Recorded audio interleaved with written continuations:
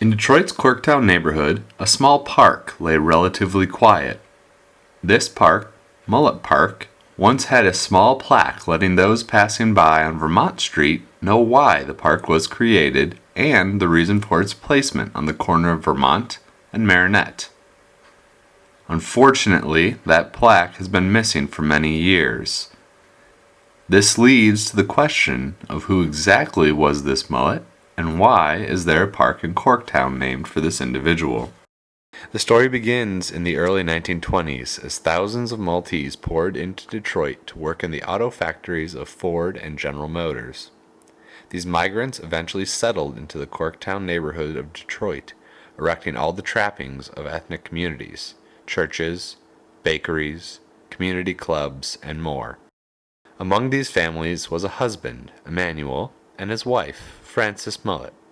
They brought with them their young son Lawrence, the only one of their 5 children to be born in Malta.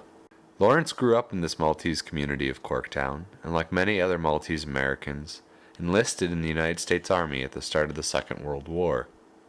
Rose Mifsud, Lawrence's only sister, recounts his military service.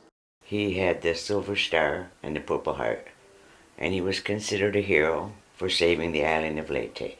Mother wasn't big on heroism because it was told to her, one of Laurie's buddies, that he didn't have to go. They had just come in, him and Doug, but they were sending out a young group. And he knew they weren't experienced, so he thought, we'll go with them.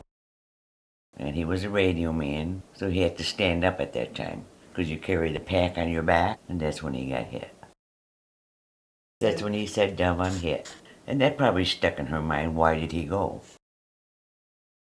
My mother wasn't exactly proud that he was a hero.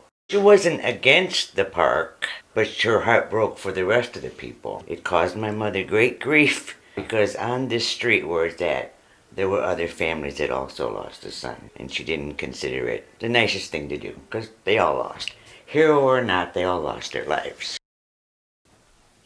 I guess you have to call it life. There was a lot of tragedies, but a lot of happiness and good things too.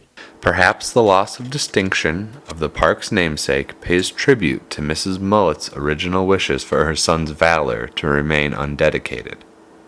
But the sacrifice of Lawrence Muliett on Leyte Island was recognized by the grateful city of Detroit.